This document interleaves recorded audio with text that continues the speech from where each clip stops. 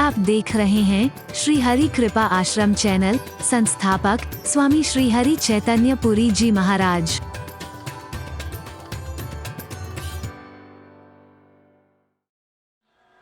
हरि बोल। वशिष्ठ के आश्रम की उस वैभव को देख करके मन में आता है कि जो गाय इनकी हर इच्छा को पूरा कर रही है, वो गाय तो राजा के पास होनी चाहिए, ऋषियों के पास की आवश्यकता है। सीधे सीधे वशिष्ठ जी से कहा, ये गाय हमें दे दो। वशिष्ठ ने कहा कि गाय तुम्हें नहीं दे सकता हूं मैं। हरि बोलना। हे राज ऋषि और ब्रह्म ऋषि वाला विवाद तो बहुत लंबा खींचा। कैसा कैसा अनर्थ तक विश्वामित्र ने किया था। 100 बच्चों तक की नृशंस हत्या की है महर्षि वशिष्ठ के।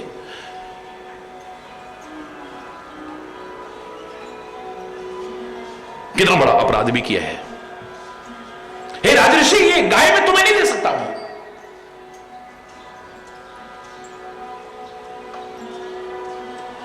बहुत कुछ विवाद हुआ, बहुत कुछ बातें हुई, लेकिन जब समझ आई, अंतरात्मा की आवाज को सुना, अरे मैं मनोकामना पूर्ण करने के लिए गाय को ले रहा हूं। परमात्मा ने मुझे वो शक्ति दी है कि अगर मैं तपस्या करता हूं, तप के प्रभाव के कारण मैं अपनी भी और औरों की मनोकामना पूर्ण करने लायक बन सकता हूं। जिस दिन मन में आ गया, तपस्या का क्रम प्रारंभ हो गया विश्वामित्र का। बोलो, तपस्या करी, शक्तियां अर्जित की, और उस तपस्या के प्रभाव से अपनी नहीं औरों की मनोकामना पूर्ण करने तक की सामर्थ्य विकसित की है। इससे ज्यादा और क्या होगा। अयोध्या का सम्राट कहता है, महाराज हमने सुना है कि आपके पास बड़ी शक्तियां हैं। बोले हां है, तपस्या के कारण है। व्यक्ति चाहे तो सारी शक्तियों को अर्जित कर सकता है। मैंने आपसे कहा ना, आपके अंदर सुमति भी है, आपके अंदर कुमति भी है, किसको उजागर करते हो। आपके अंदर अच्छाइयां भी हैं, आपके अंदर बुराइयां भी हैं, किसको उजागर करते हो, डिपेंड्स ऑन यू। आपके अंदर दिव्यताएं भी हैं, आपके अंदर हीनताएं भी हैं, आपके अंदर कमजोरियां भी हैं, आपके अंदर महान शक्तियां भी हैं, किसको उजागर करते हो। आपके अंदर वहशीपन और दरिंदापन भी भरा है, जिसके जागृत होने पर आप किसी के दर्द को नहीं पहचानते हो। निर्दोषों की हत्या तक करने में नहीं चूकते हो। और आपके अंदर दया, कृपा, वात्सल्य ये भी भरा हुआ है, करुणा भरी हुई है, कृपा भरी हुई है, उसको भी उड़ेल सकते हो।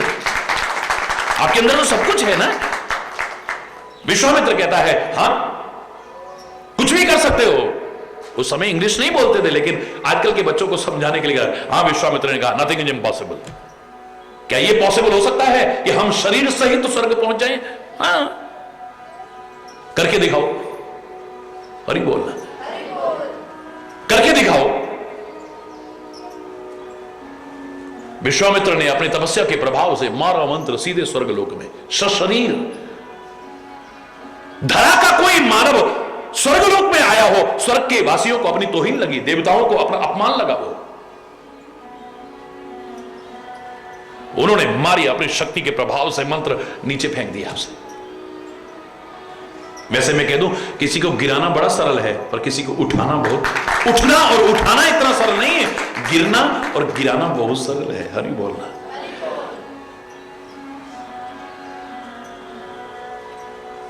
जीवन तो वही है जो उत्थान की ओर हो, अपना भी और औरों का भी। खुद उठें और औरों को भी ऊपर उठाने की कोशिश करें, यही जीवन है।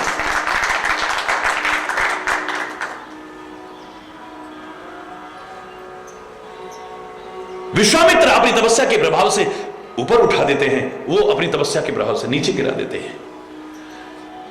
ये फिर ऊपर उठाते हैं, वो फिर नीचे। अब ये इधर से शक्ति इस्तेमाल कर रहे हैं, वो ऊपर से, वो बीच में लटका रहेगी। हरि बोलना। क्या कहते हैं उसका, क्या नाम था? त्रिशंकु। सबको नाम मालूम है उसका। नाम क्या था? जोर से बोलो। त्रिशंकु नाम था।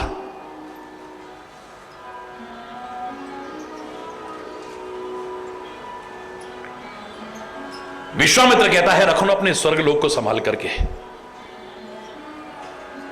मैं इस धरा पर एक नया स्वर्ग बना करके दिखा दूंगा। भारतीय संस्कृति का यह उदाहरण बता रहा है कि मानव के अंदर वो शक्ति है, इस धरा पर स्वर्ग उतार करके दिखा सकता है। उस स्वर्ग नरक की बात दूर है, यहां भी तो हमने बहुतों ने जीवन को नरक की तरह बना रखा है।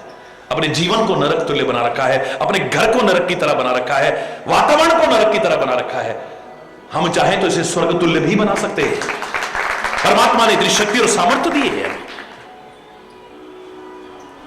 जहां आपस में रात दिन कलह कलेश है, मनमुटाव है, वैर विरोध है, घृणा है, विद्वेष है, वैमनस्यता है, एक दूसरे को देख करके खुश नहीं होता है, एक दूसरे की भावनाओं की कदर नहीं करता है, वहां किसने कहा यहां नरक बना हुआ है। जहां प्यार है आपस में, जहां सद्भाव है, जहां मेल जोल है, जहां सुलूक है, जहां एकता है, जहां सौहार्द है, जहां शांति है, जहां प्यार है, एक दूसरे की बात एक दूसरे को अच्छी लगती है, एक दूसरे की भावनाओं की कदर करता है, उस स्वर्ग को किसने देखा? यहां स्वर्ग उतर आया है। हरि बोल। नई सृष्टि का प्रारंभ कर दिया है। महर्षि विश्वामित्र ने तप के बल के प्रभाव पर नई सृष्टि बनानी शुरू कर दी है। सारे देवता चरणों में आकर के झुके। प्रकृति के नियम में ऐसा अवरोध पैदा करने की कोशिश मत कीजिए, अनर्थ हो जाएगा। हम क्षमा चाहते हैं आपसे। देवता तक चरणों में झुक गए विश्वामित्र के। आदमी चाहे तो कुल दुनिया को अपने चरणों में झुकाने की सामर्थ्य रखता है। मैंने कहा ना, इतनी गंदगी भी भरी है, लोग तुमसे नफरत करने लगे, तू करेंगे तुम्हारे ऊपर। और तुम्हारे अंदर इतनी अच्छाइयां भरी हैं, उन्हें विकसित करके देखो, उजागर करके देखो, सारी दुनिया तुम अरे बोल। स्वयं कल्प वृक्ष बन सकता है तू, ए मानव।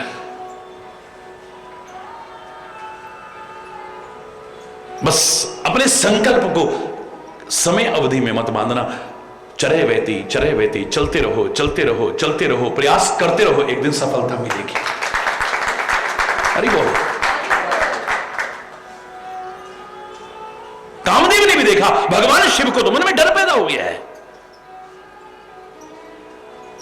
लेकिन मन में आया मैं संकल्प लेकर के आया हूं, फिरत लाज। अब अगर मैं लौट गया तो इस शर्म की बात हो जाएगी। लोग भी कहेंगे वाह बड़े दम भरता था, चाहे मेरी जान चली जाए लेकिन देवताओं में तुम्हारा काम करूंगा, लोक हित का काम करूंगा।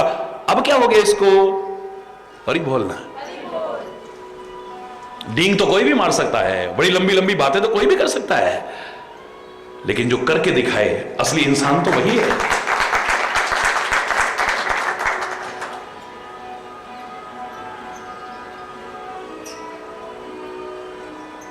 तीन तरह के लोग हैं ना, एक गरजते हैं पर बरसते नहीं है। हरि बोलना। एक बरसते हैं, गरजते नहीं है, कहते नहीं करके दिखाते हैं। हरि बोलना। और एक ऐसे भी हैं जो गरजते भी हैं और बरसते भी हैं। हरि बोलना। जोर से बोलना। लोग ये ना कहें कि बड़ी बातें मार रहा था, अब क्या हुआ? अब पीछे कदम नहीं बढ़ेंगे, चाहे प्राण चले जाएं, संकल्प को पूरा करके दिखाऊंगा। और प्रयास करना शुरू कर दिया है। लाख प्रयास करके भी चली न अचल समाधि शिव, कोपिउ हृदय निकेत। भगवान शिव की समाधि को विचलित नहीं कर पाए हैं। जिनके अंदर दृढ़ता है वो कभी चलायमान नहीं होते। यहां पर खाली अंगद के पांव की बात नहीं है,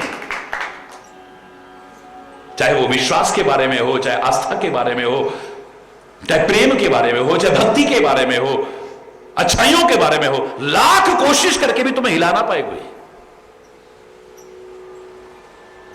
सप्तऋषि जैसे भी कोशिश करके क्या पार्वती के मन की आस्था को डगमगा पाए? क्या कहना चाहता है अंगद अपने पांव को जमा करके?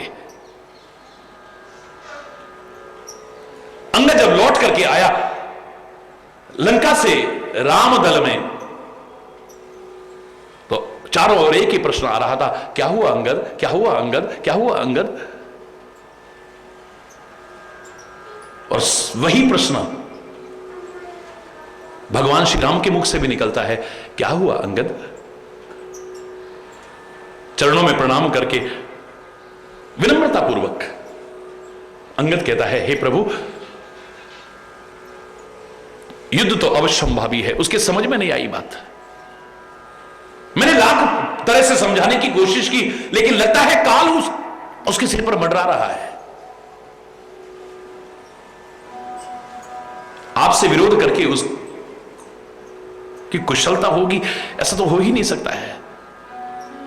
हुआ क्या अंगद, हुआ क्या? बोले होना क्या था? लाख प्रयास करके जब मैं हार गया, मैंने अपना पैर जमा दिया।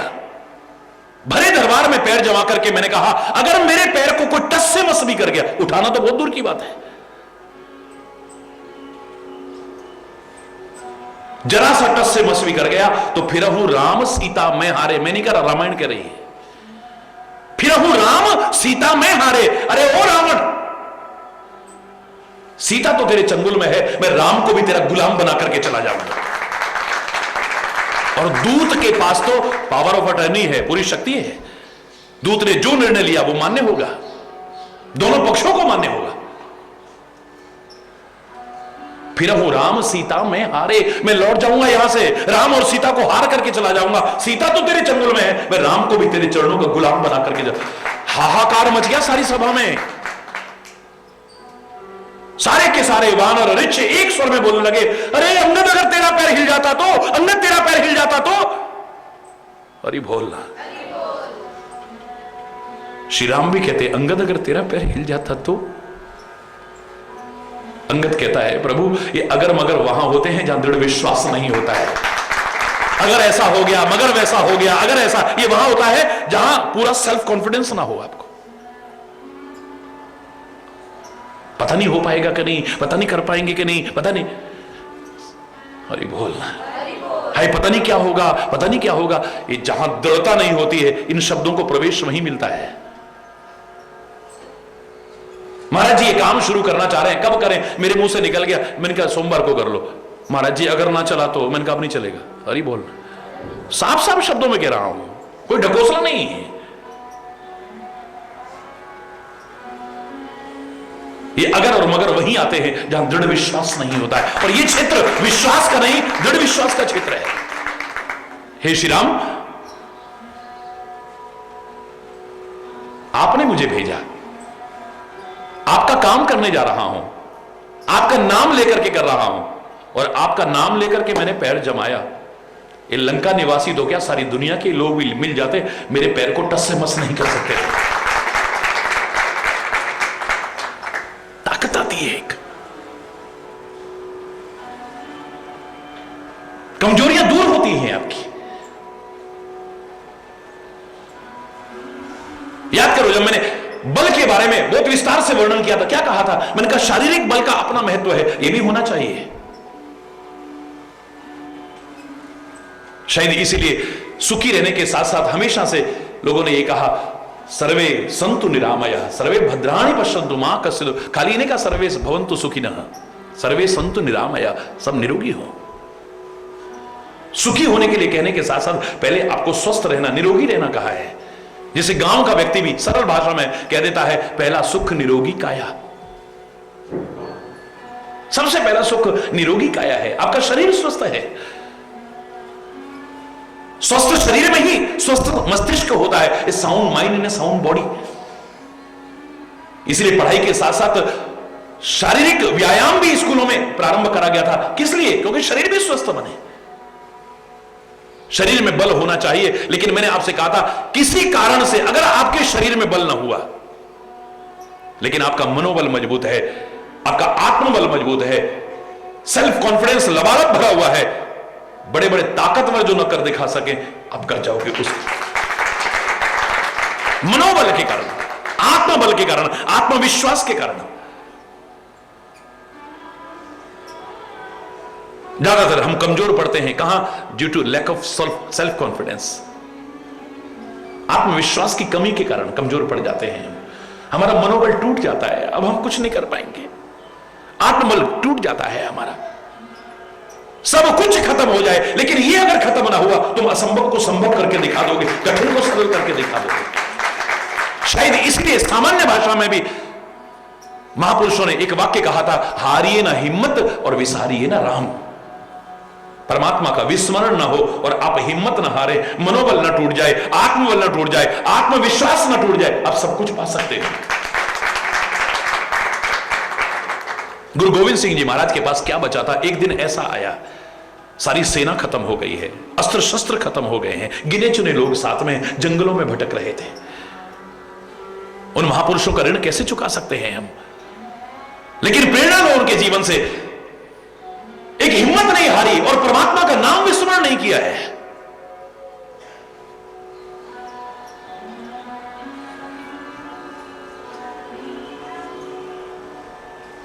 वहां पर भी ये दुनिया के मित्र याद नहीं आ रहे हैं, वो मित्र याद आ रहा है। मित्र प्यारे नू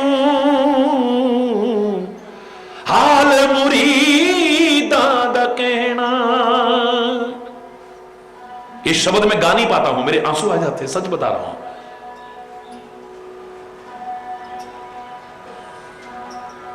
न परमात्मा का भी स्मरण किया है, न हिम्मत हारे हैं, गिने चुने लोग बचे हैं।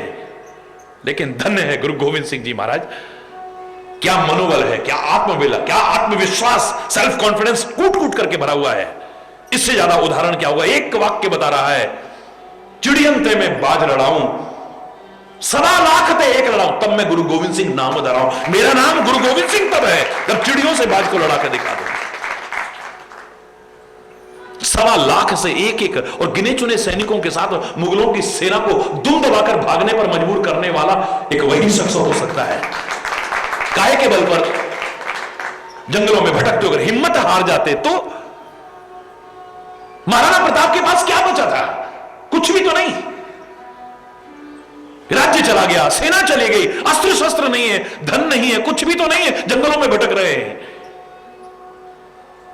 सब भूखे हैं, चलेगा। लेकिन जिगर के टुकड़े को जब देखा ना, भूख से बिलबिलाते हुए, तड़पते हुए, तो कलेजा बाहर आने लगा है। कहीं ना कहीं आदमी कमजोर हो जाता है, लेकिन उस कमजोरी को भी हावी नहीं होने दिया है। जिगर के टुकड़े को, अपने बेटे को, अपने लाल को जब भूख से बिलबिलाते देखा, रहा नहीं गया, घास ही उखाड़ी, उसी की रोटी बनाने लग गए हैं आग जला करके। ये घास की रोटी भी खाएगा ना, इसके अंदर कुछ तो आधार होगा, कुछ तो इसके अंदर जाएगा, प्राण तो बचेंगे कम से कम। हाय रे, अरे घास री रोटी ने जद बन बिलावड़ो ले भाग्यो। राजस्थानी भाषा में आज भी एक गीत गाए जाते हैं। जंगली बिलाव आया, उस घास की रोटी को भी उठा के ले गया, कुछ नहीं बचा है। बताओ इससे ज्यादा उदाहरण क्या होगा? ना पैसा है, ना अस्त्र शस्त्र है, ना सेना है, कुछ भी तो नहीं है महाराणा प्रताप के पास। आज खाने तक को नहीं है, लेकिन है तो मनोबल है, आत्मबल है, आत्मविश्वास है। उसके बल पर वो करके दिखा दिया जो बड़ी बड़ी सेना और सामर्थ्य वाले नहीं कर पाए। उस मनोबल और आत्मबल, आत्मविश्वास के आधार पर महाराणा प्रताप ने फिर असंभव को संभव करके दिखाया है। अरे बोल,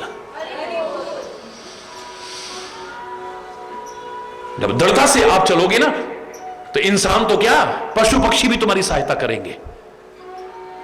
श्री राम जब दृढ़ता से चले हैं संकल्प लेकर के, तो जंगल के बंदर और भालू सहायता करते। ये क्या उदाहरण है? ये महाराणा प्रताप जब दृढ़ता से चलता है संकल्प लेकर के, तो चेतक ने वो करके दिखा दिया जो बड़ी बड़ी सेना नहीं कर, घोड़ा करके दिखा रहा है। लोग क्या अपनी जान पर, वो पशु होकर के भी अपनी जान पर खेल करके भी महाराणा प्रताप को पीछे नहीं हटने देता है। हरि बोल। बस अगर किसी अच्छे चिंतन को लेकर के, अच्छे संकल्प को लेकर आगे बढ़ रहे हैं, तो फिर कमजोरी मत आने देना, आगे आगे बढ़ना। और जब तुम ऐसा करोगे, तो फिर कह रहा हूं, God helps those who help themselves. तुम कोशिश करो, वो सहायता करेगा, और वो सहायता करे, सफलता ना मिले, कैसे हो सकता है?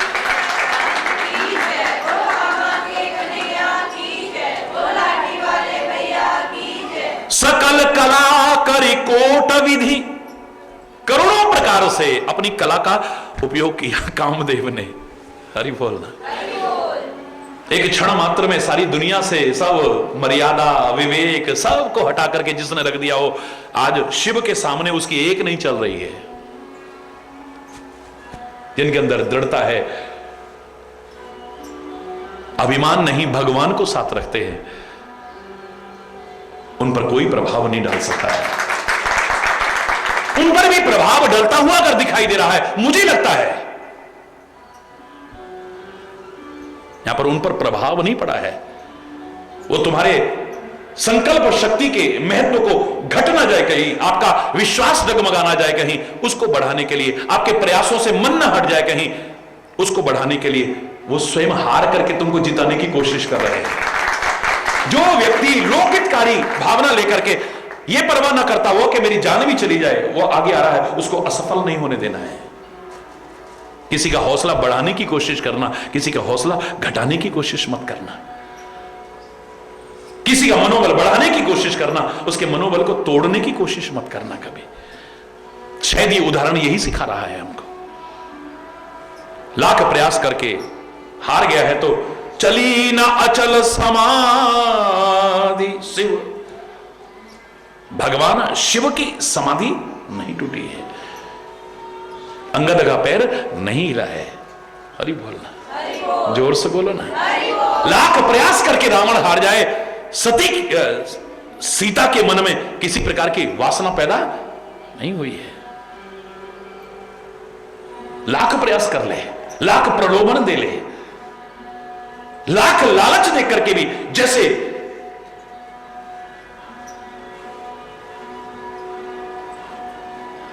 सीता के मन में किसी प्रकार की भी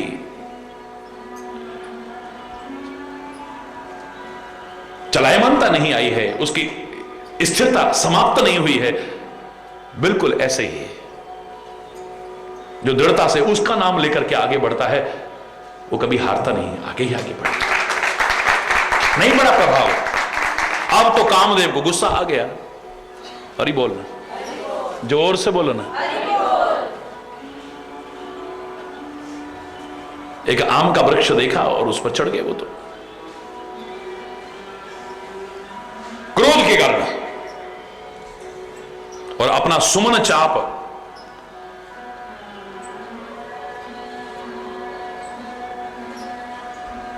फूलों का धनुष लेकर के सरसंधान करने लग गए हैं। अतीरी से लाग श्रवण तकदा ने कान तक खींच करके बड़े गुस्से में जब छोड़े हैं, सीधे हृदय में लगे हैं जाकर के, और छूटी समाधि शंभु तब जागे। समाधि टूटी और भगवान शिव जाग गए। मुझे फिर लग रहा है कि तुम प्रयास करके कहीं हिम्मत ना हार जाओ, वो भी लोकहितकारी भावना लेकर के आप आगे बढ़ रहे हो तो मेरे परमात्मा, मेरे महापुरुष उसमें सहायता प्रदान करने की कोशिश। मुझे नहीं लगता कि भगवान शिव के मन में कौन क्षोभ पैदा करेगा है?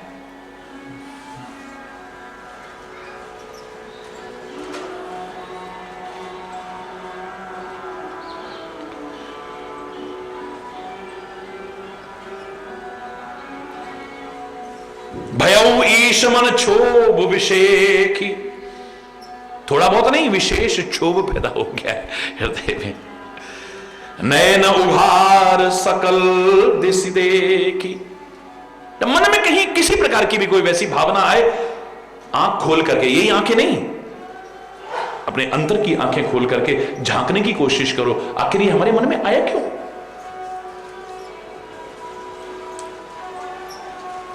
नजर आ जाएगा आपको।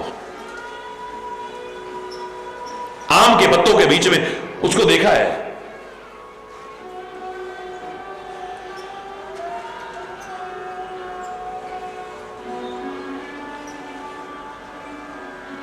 भगवान शिव के क्रोध को देख करके तीनों लोग कांपने लग गए हैं। शिव ने क्या किया? तीसरे नेत्र को खोल दिया है। त्रिनेत्र है ना, और ये तीनों नेत्र सबके पास में हैं। हरि बोलना। तीसरे नेत्र को ज्ञान नेत्र कहते हैं, ज्ञान चक्षु कहते हैं। हरि बोलना। जब ज्ञान चक्षु खुलता है, दुनिया जलकर के राख नहीं रहती है, तब दुनिया नहीं, दुनिया का मालिक दिखाई देता है। दुनिया को देखकर, यानी अप्रत्यक्ष में देखें तो दुनिया समाप्त हो जाती है, फिर दुनिया नहीं रहती है, दुनिया का मालिक ही देखते हैं। जहां तहां ध्यान जाएगा बस वही नजर आता है। हरि बोलना।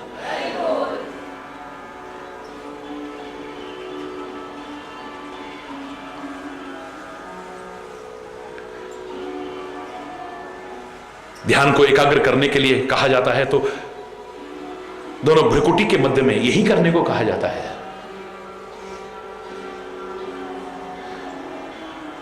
हरि बोलना। इस क्षेत्र आपका सुरक्षित रहे तो तिलक का विधान रखा गया भारतीय संस्कृति में, और उस पर भी अक्षत यानी क्षत न हो, ये नष्ट न हो कभी।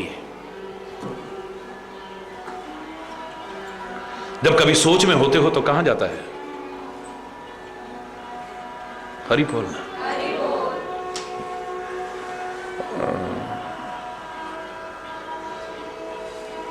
जिसका ये खुल गया है ना, तो फिर दुनिया में भी दुनिया का मालिक नजर आता है। दुनिया नहीं रहती है। जल करके खाक होने का तात्पर्य क्या है?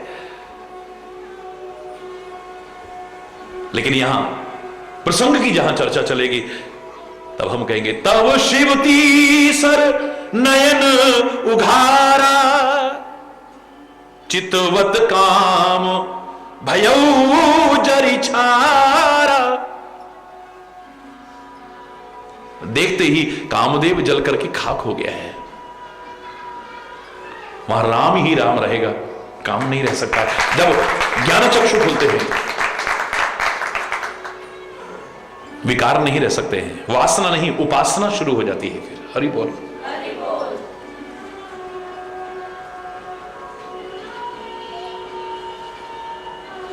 स्वयं जल करके खाक हो जाएंगे सब। साथ में प्रार्थना भी करो प्रयास के साथ में, विषय विकार मिटाओ, पाप हरो देवा, श्रद्धा भक्ति बढ़ाओ और संतन की सेवा। जिन संतों ने मार्गदर्शन करना है उनका सेवन कैसे? पहले विषय विकार मिटाओ।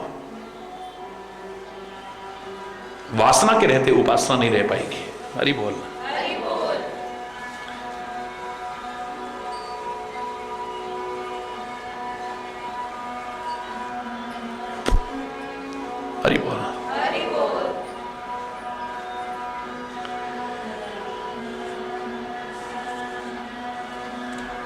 जला करके खाक कर दिया है, हाहाकार मच गया चारों ओर। डर पे सुर, देवता तो डर गए। अब काम कैसे होगा? जब इन्होंने काम को जला के राख कर दिया, वासना इनके मन में आएगी नहीं, ये विवाह कैसे करेंगे, इनकी संतान कैसे उत्पन्न होगी, और तारकासुर का वध कैसे होगा? हरि बोल। लेकिन असुर सुखारी, असुर बहुत खुश, मेरे अब कोई चिंता की बात नहीं है। समुझ काम सुख सोच ही भोगी। भोगियों के मन में आया, अब कामदेव जल करके खाक हो गया, तो अब हम काम वासनाओं का, भोग विलास का कैसे आनंद लेंगे? उनके मन में यह सोच प्रारंभ हो गया है। लेकिन भय अकंटक साधक जोगी, योगी साधक अपने आप को अकंटक समझ करके बड़े खुश हो रहे हैं कि अब ना कोई विकार आएगा, ना वासना आएगी, हम अपनी साधना के क्षेत्र में आगे बढ़ते चले जाएंगे। ये जल के खाक हो गया, अब कहां से? हरि बोल। जोगी अकंटक भय पति गति सुनत रति मूर्छित भई, रोदति बदति बहुभांति करुणा करति शंकर पही गई। अति प्रेम कर विनती विविध विधि जोर कर सन्मुख रही। प्रभु आशुतोष कृपालु शिव अवला निरख बोले सही। योगी अकंटक हो गए, लेकिन अपने पति की स्थिति को देख करके रति कामदेव की जो पत्नी है वो रोती हुई भगवान शिव के पास में गई है, हाथ जोड़ करके विनती की है। भगवान शिव उस अबला को देख करके कहते हैं घबराओ मत, अब ते रति तब नाथ कर हो यही नाम अनंग। अब से कामदेव का नाम अनंग हो जाएगा। ये कामदेव खत्म नहीं होगा, हां शरीर से अब नहीं है, लेकिन ये बिना शरीर के सबको व्यापेगा। चिंता मत करो, बिना शरीर के ही सबको व्यापेगा। बिनु वपि व्याप ही सब ही पुण्य। सुन निज मिलन प्रसंग, और तुम्हारा फिर से मिलन भी होगा, चिंता मत करो तुम। जब यदुवंश में द्वापर युग में भगवान कृष्ण का अवतार होगा पृथ्वी का भार हरण करने के लिए, तो कृष्ण तनय हो ही पतुतोरा, कृष्ण का जो पुत्र होगा, कौन? प्रद्युम्न, वो तुम्हारा पति होगा। वचन अन्यथा हो न मोरा, मेरा वचन अन्यथा नहीं हो सकता है। भगवान शिव की वाणी को सुनकर के रति गई। आगे क्या हुआ शेषकल आज यहीं पर अगर कोई गलत शब्द निकला हो उसके लिए क्षमा चाहता हुआ अपनी वाणी के विराम दूंगा।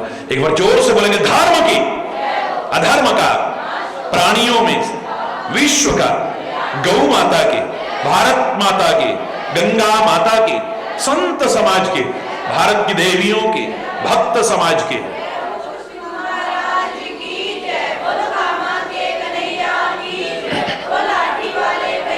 बोलो वृंदावन बिहारी लाल की जय। जय जय श्री राधे श्याम राम हरि बोल।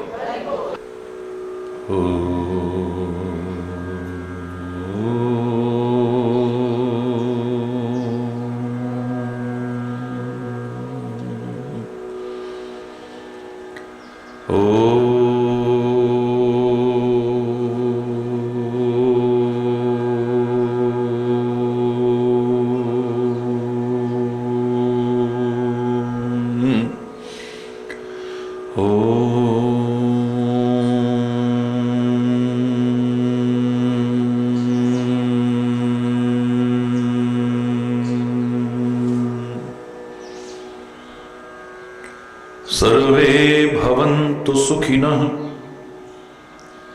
सर्वे सन्तु निरामया, सर्वे भद्राणि पश्यन्तु, मा कश्चित् दुःखभाग् भवेत्। ओम शांति शांति शांति।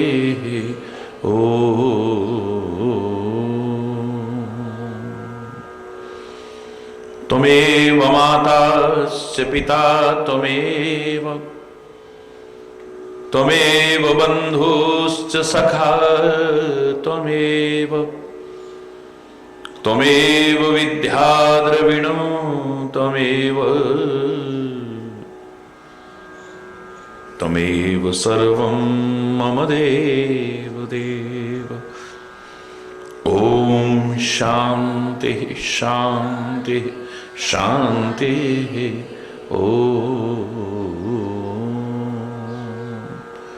ध्यानमूलं गुरुर्मूर्ति, पूजामूलं गुरुपदम्, मंत्रमूलं गुरुर्वाक्यं, मोक्षमूलं गुरुकृपा। ओम शांति शांति शांति।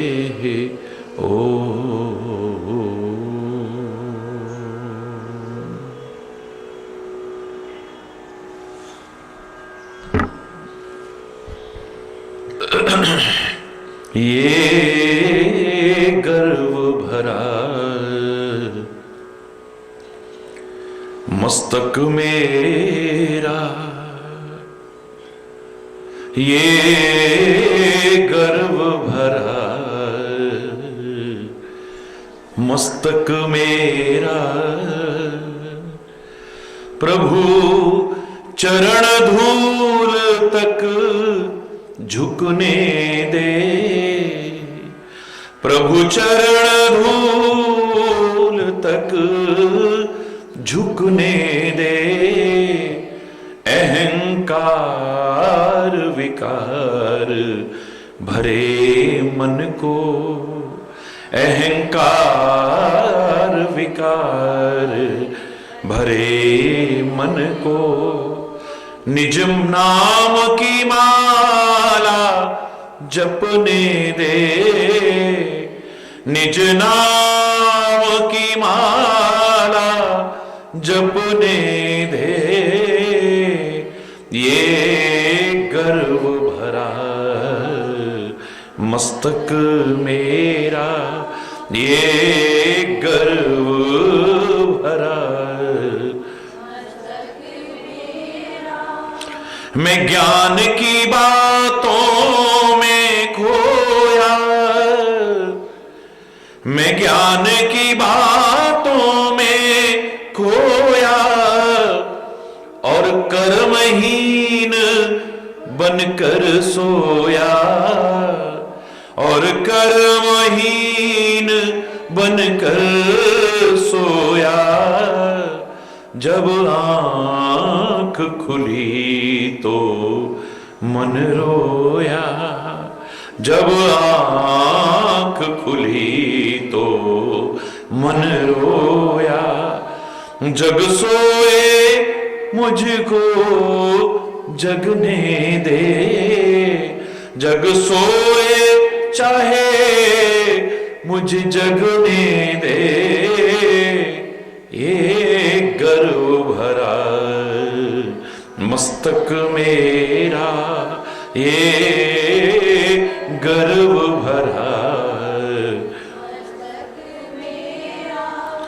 जैसा भी हूं खोटा या खरा, जैसा भी हूं खोटा या खरा, निर्दोष शरण में आ तो गया, निर्दोष शरण में आ तो गया। एक बार ये कह दे खाली जा, एक बार ये कह दे खाली जा।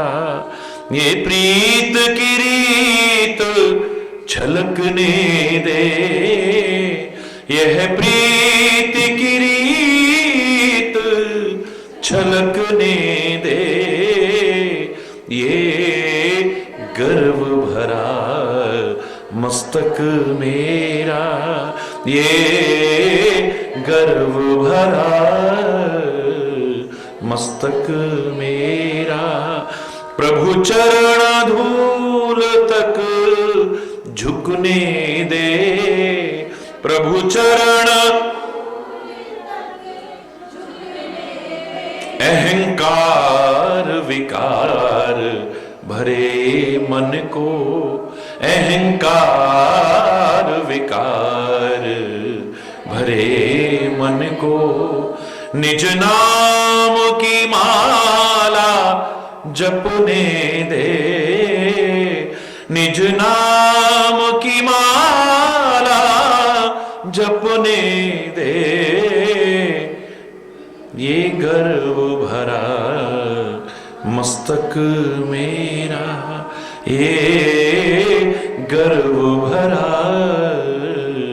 मस्तक मेरा, ये गर्व भरा मस्तक मेरा।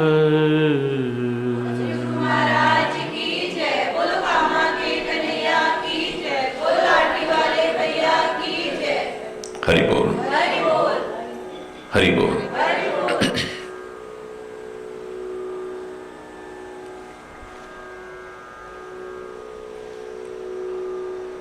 काम को जला के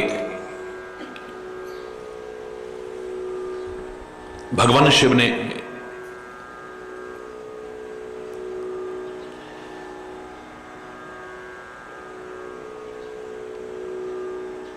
अपने ज्ञान और योग सिद्धि का परिचय दिया है।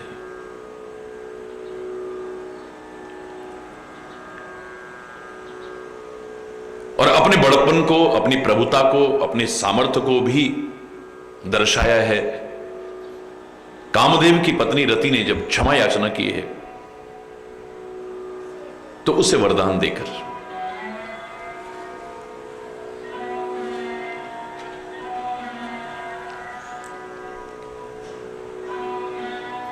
समर्थ लोगों की एक स्वाभाविक विशेषता होती है,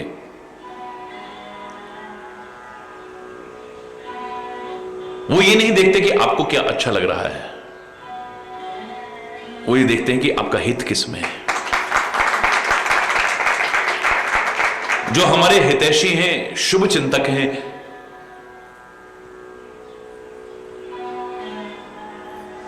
इस बात को नजरअंदाज करके कि आपकी भलाई किस में है, वो आपको खुश नहीं करना चाहते। ये चापलूसों का काम होता है। कई बार गलती के कारण दंड भी दे सकते हैं,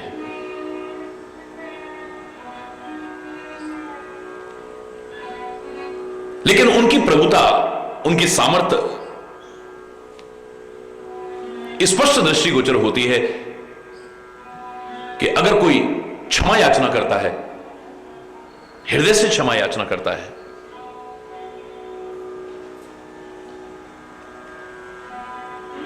तो क्षमा करके उस दंड से, उस श्राप से बचने का उपाय भी वही बताते हैं। इतिहास साक्षी है। और मैं तो उसे दंड नहीं कहता हूं।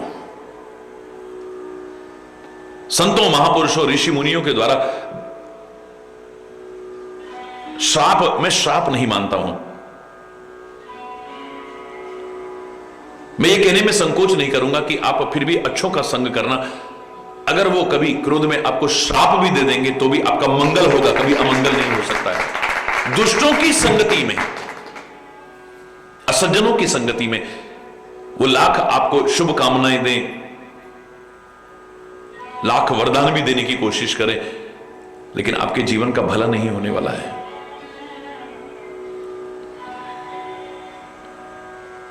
निर्वाणदायक क्रोध जाकर परमात्मा, संत, महापुरुष, ऋषि मुनि क्रोध नहीं करते हैं, लेकिन अगर करेंगे भी तो वो भी तुम्हें मुक्ति प्रदान करेगा, कल्याण करेगा। निर्वाणदायक क्रोध जाकर, हां, अगर तुम अच्छा जीवन जी करके उनकी कृपा के अधिकारी बन जाओ तो फिर बात ही क्या है।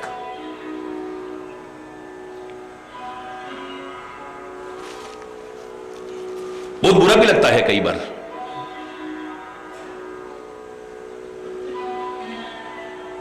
जब हमारी गलतियों के कारण वो दंडित करते हैं तो हमें कई बार बहुत बुरा लगता है।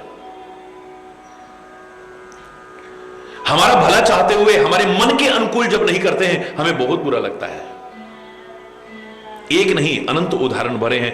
नारद हर समय श्रीमन नारायण नारायण नारायण रटता था। श्वास प्रति श्वास नारायण का नाम रटता था। उसकी भलाई के लिए, उसके आए हुए अहंकार का जड़मूल से विनाश करने के लिए भगवान ने माया का प्रभाव फैलाया। और भगवान की वो माया विश्व विमोहिनी बनकर के स्वयंवर कर रही है। नारद जी के मन में आया कि मैं इससे विवाह कर लूं। कहां तो उसने काम पर विजय प्राप्त की, क्रोध पर विजय प्राप्त की, लेकिन अहंकार आ गया तो काम फिर से जागृत हो गया और क्रोध भी फिर से आ गया।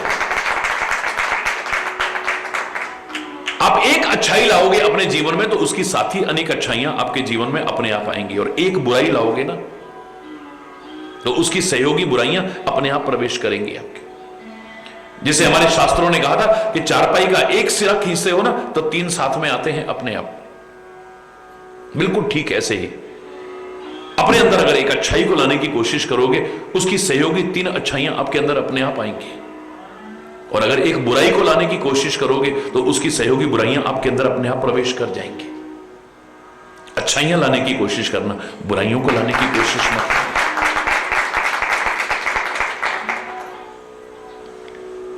काम पर विजय प्राप्त की है तो क्रोध पर भी विजय प्राप्त हो गई है, लेकिन अहंकार आ गया है तो फिर काम, हरि बोल, कैसे हो मेरा विवाह।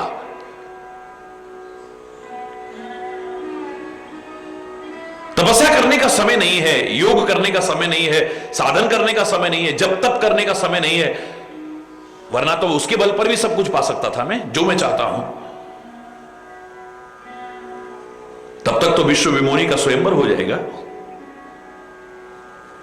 मेरे हाथ से निकल जाएगी ये। तो ऐसे समय में मैं क्या करूं? मन में आया कि मोरे हेतु हरि सम नहीं कोई। लाख दुनिया में खोज करके देख लिया, सबका कोई ना कोई स्वार्थ होगा, लेकिन हकीकत है कि परमात्मा श्री हरि के अलावा मेरा निस्वार्थ हितैषी और कोई हो ही नहीं सकता है। नारद इस बात को जानता है। मोरे हेतु, मेरा भला चाहने वाला हरि सम नहीं को, यही अवसर सहाय हो सोई। इस समय अगर कोई सहायता कर सकता है मेरी, तो परमात्मा श्री हरि कर सकते हैं। और मैंने आपसे उस दिन भी कहा था, जब आप जप न कर सको, तप न कर सको, साधन न कर सको, कुछ और न कर सको, किसी मुसीबत में है, संकट में है, कोई परेशानी में है कि उलझन में है, उस समय एक ही उपाय सर्वश्रेष्ठ, कम से कम समय में लाभ देने वाला हो सकता है। हृदय से प्रार्थना करो बस। सच्चे हृदय की प्रार्थना को परमात्मा और सदगुरु अवश्य सुनते हैं। दिखावा नहीं, हृदय से प्रार्थना करो। परमात्मा, सदगुरु, महापुरुष आपके शब्दों को नहीं देखेंगे, आपकी भाषा को नहीं देखेंगे, आपके कंठ को नहीं देखेंगे,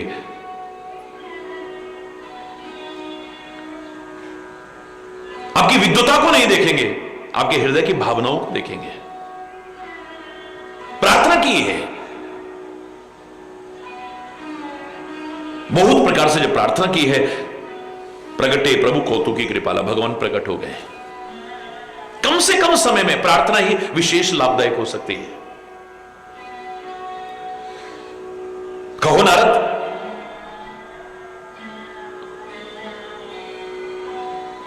मन में आया कि भगवान से एक चीज मांग लेता हूं, इनके पास तो बहुत है, ये असुंदर को भी सुंदर कर देते हैं, इनके जैसा सुंदर कोई दूसरा और नहीं हो सकता है। हरि सन मांगो सुंदरता ही, मैं परमात्मा श्री हरि से सुंदरता मांग लेता हूं, जिसे देख करके विश्व विमोनी मेरा वर्ण कर लेगी, जयमाला मेरे गले में डाल देगी।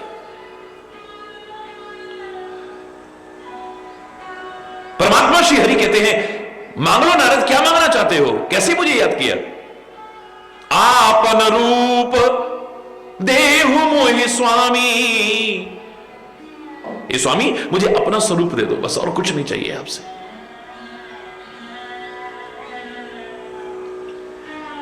जैसे तैसे मैं उस विश्व विमोनी को प्राप्त कर लूं, बस।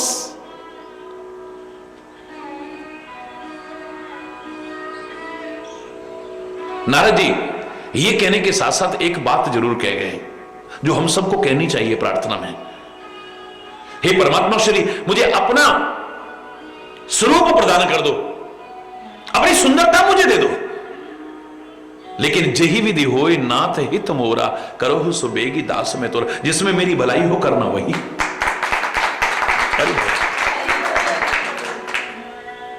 भगवान कहते हैं हित हम, तुम्हारा हमठ है, तुम्हारा हित मैंने सोच लिया है, काई में तुम्हारी भलाई।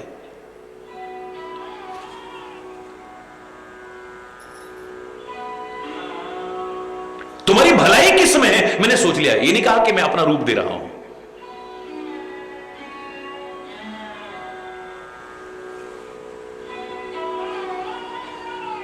तुम्हें हरि रूप मिल जाएगा।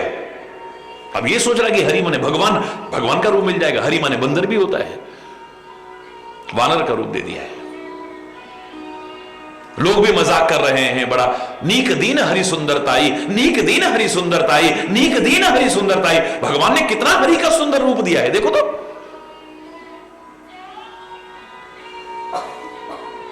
अभिमान में फूले हुए बैठे हुए हैं कि मेरे बराबर तो अब कोई सुंदर है ही नहीं। लेकिन जब जयमाला लेकर के विश्व विमोनी निकली है, तो रामायण के अनुसार कहते हैं, जही दिस बैठे नारद फूली, सो दिस तेही ना बिलो के भूली। भूल करके भी नहीं देखा उधर, उस दिशा में ही नहीं देखा जहां नारद जी बैठे थे। माला लेकर के नारद जी उचकते हैं, ऐसे बार बार उचकते हैं, लेकिन उधर देखा ही नहीं उसने, हो सीधी निकल गई है। परमात्मा श्री हरि राजकुमार का रूप धारण करके आते हैं और वो उसे जयमाला पहनाए, उनकी माया है उनकी। तो यद्यपि मैंने कहा था कि सुंदर भाव बना करके अर्थ समझने की कोशिश करो। हम तो मजाक उड़ाते हैं कि नारद की तरफ उसने देखा ही नहीं, लेकिन मैं कहा करता हूं कि ये तो माया है। जिस ओर सच्चा संत बैठा हो, सच्चा भक्त बैठा हो, उसको तो क्या, उस दिशा में भी माया के देखने की हिम्मत ही नहीं हो सकती। क्या हो गया, भगवान चल दिए उसे लेकर के। बड़ा गुस्सा आया इसे, बड़ा गुस्सा आया है, क्योंकि जब अपनी मनोकामना पूर्ण नहीं होती है, अपने मन के अनुकूल नहीं होता है, तो बड़ा क्रोध आता है। याद करो मैंने क्या कहा था, काम से ही क्रोध पैदा होता है। काम चाहे वो विषयिक काम हो, चाहे कामना हो, है तो कामना पूरी नहीं होगी तो फिर क्रोध आता है। काम से ही क्रोध पैदा होता है, क्रोध से ही बुद्धि विभ्रमण होता है, और बुद्धि नष्ट होने से सब नष्ट हो जाता है, आदमी सब कहीं का नहीं रहता फिर।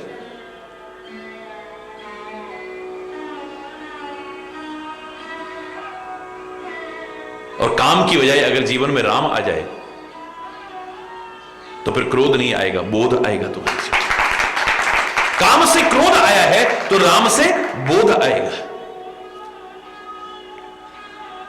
क्रोध से बुद्धि निकृष्ट बनती है तो बोध से बुद्धि उत्कृष्ट बनती है।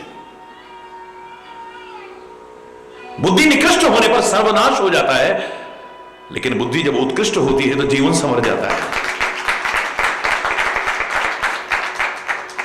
बड़ा गुस्सा आया, आज मैं छोड़ूंगा नहीं।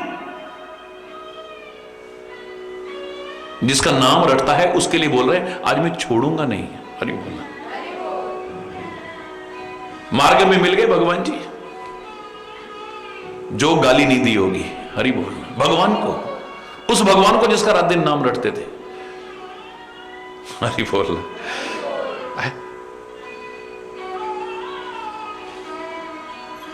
क्या गाली नहीं दी होगी?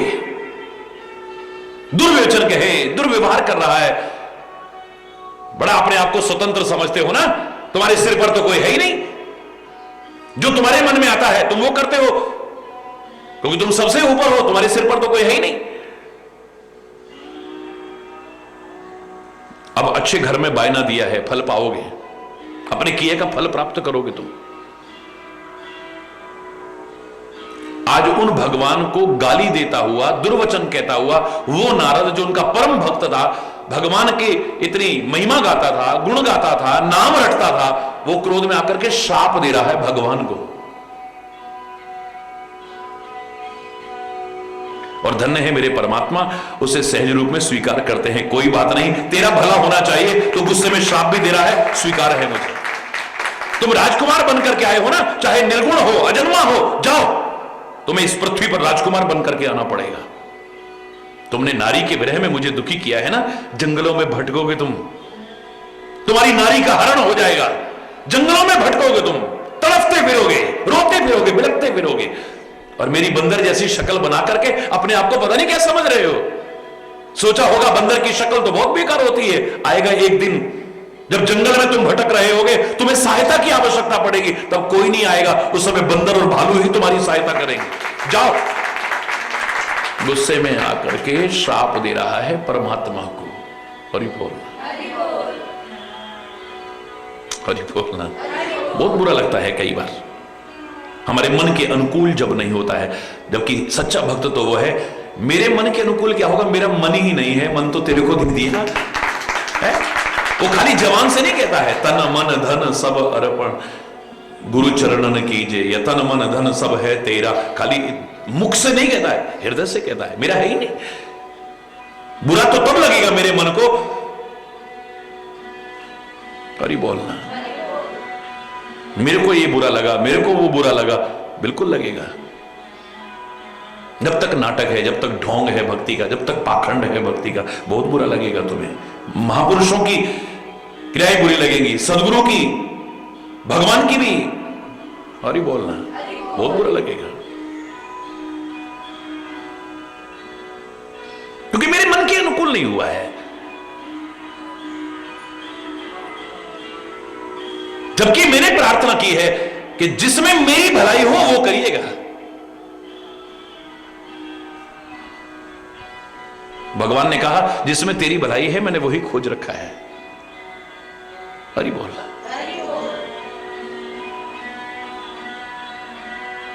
वो ही नहीं कहते तुमको क्या अच्छा लग रहा है, ये नहीं देखेंगे, आपके हितैषी जो होंगे। एक बच्चा अगर जहर भी खाने की कोशिश करेगा, जो मां के आश्रित है, उस मां कभी उसे खाने देगी?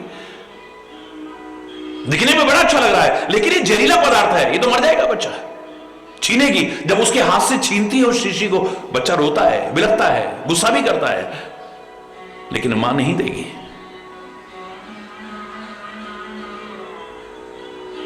बचाएगी उसे। जो मां के आश्रित है, वो अग्नि को छूने की कोशिश करे, मां बचाती है। सांप को भी खिलौना पकड़ करके पकड़ने की कोशिश करे, खिलौना समझ करके बचाती है मां, जब तक उसके आश्रित है। बड़ा हो जाता है तो फिर वो वाली बात नहीं रहती है। जब तक मां के आश्रित है, मां कदम कदम पर जैसे रक्षा करती है अपने आश्रित बच्चे की, ऐसे ही सदगुरु और परमात्मा अपने आश्रित भक्त और सेवक की कदम कदम पर रक्षा करते हैं। वो ये नहीं देखते कि आपको क्या अच्छा लग रहा है, आपकी भलाई किस में है, ये देखते हैं। आपको गुस्सा आए तो भी चलेगा, हरि बोलना, नो प्रॉब्लम।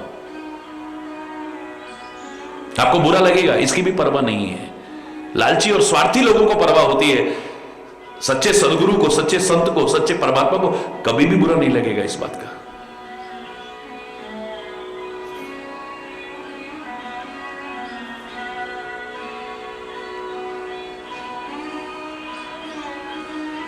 साथ फिर भी हमें सज्जनों का ही करना है, अच्छा संग करना है, क्योंकि संत, ऋषि मुनि, महापुरुष, मैं खुले शब्दों में कह रहा हूं, अगर वो तुम्हें श्राप भी देंगे तो भी तुम्हारा बुरा नहीं हो सकता, तुम्हारा भला होगा।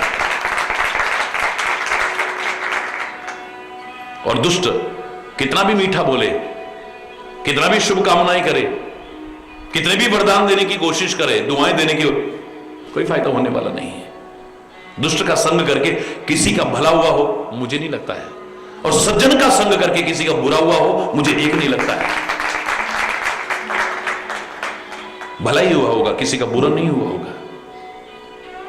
अपने मन की जब हम चलाते हैं, अपनी बुद्धि की जब चलाते हैं, अपने अनुसार चलने की कोशिश करते हैं, आत्मा नहीं, महात्मा नहीं, परमात्मा के अनुसार नहीं चले, तब दुखों की गर्त में पड़ते हैं, मुसीबतों में पड़ते हैं, संकटों में पड़ते हैं, और दोष देते हैं हमने तो भगवान से भी प्रार्थना करी। भगवान की मानी कब तुमने? सदगुरु की मानी कब तुमने? संत की मानी कब तुमने? बड़ों की बात मानी कब ने? तुम तो उनको अपने अनुसार चलाने की कोशिश करते हो। हरि बोलना, तुम अपनी बात थोपने की कोशिश करते हो। काश उनकी बताई राह पर चले होते, दुख का सामना कभी जीवन में न करना पड़ता।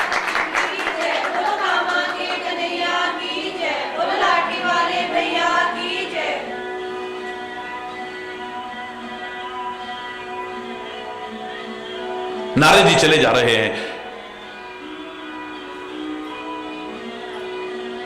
नलकुबर और मणिग्रीव, कुबेर के पुत्र, कोई मामूली चीज नहीं है।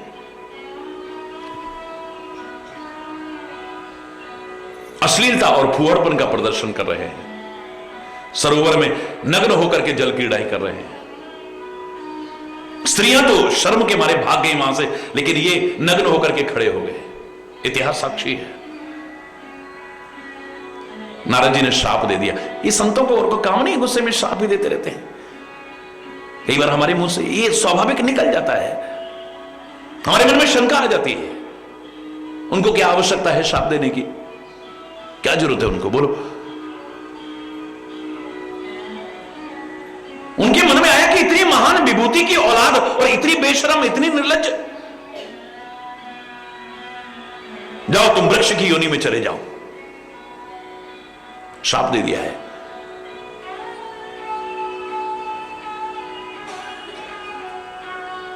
चरणों में गिर पड़े हैं दोनों, चरणों में गिर करके क्षमा याचना करते हैं, हमसे अपराध हो गया। संत के मुख की निकली वाणी असत्य नहीं हो सकती है, एक दिन सत्य होती है। हम बहुत भयभीत हैं, वृक्ष की योनि में चले जाएंगे, महाराज हमें कोई उससे मुक्ति का उपाय भी बता दो। हम क्षमा याचना, हृदय से क्षमा याचना करते हैं। नारद जी ने कहा ठीक है, मुंह से जो निकल गया वो तो होगा ही तुम्हारी गलती के कारण, लेकिन तुम वृक्ष भी ब्रज भूमि में बनोगे, गोकुल में बनोगे, नंद भवन के द्वार पर बनोगे। हरि बोलना। एक दिन भगवान श्री कृष्ण को मां गोपियों के कहने पर उखल से बांध देगी, तब वो उखल से घिसटते हुए आएंगे, तुम दोनों वृक्षों के बीच में उसको फंसा करके तुम्हारा उद्धार करेंगे। अब बताइए आप इसको श्राप कहोगे या वरदान कहोगे? देवी देवता तरसते हैं, ब्रह्मादि तरसते हैं, ब्रज की धूली भी बना दो हमें परमात्मा। ब्रज में ही नहीं, गोकुल में ही नहीं, नंद भवन पर जहां भगवान श्री कृष्ण की बाल लीलाएं होनी है, उसके द्वार पर आते जाते सारा दिन भगवान के दर्शन हो रहे। हरि बोलना, जोर से बोलना। भगवान के हाथों से मुक्ति हो रही है।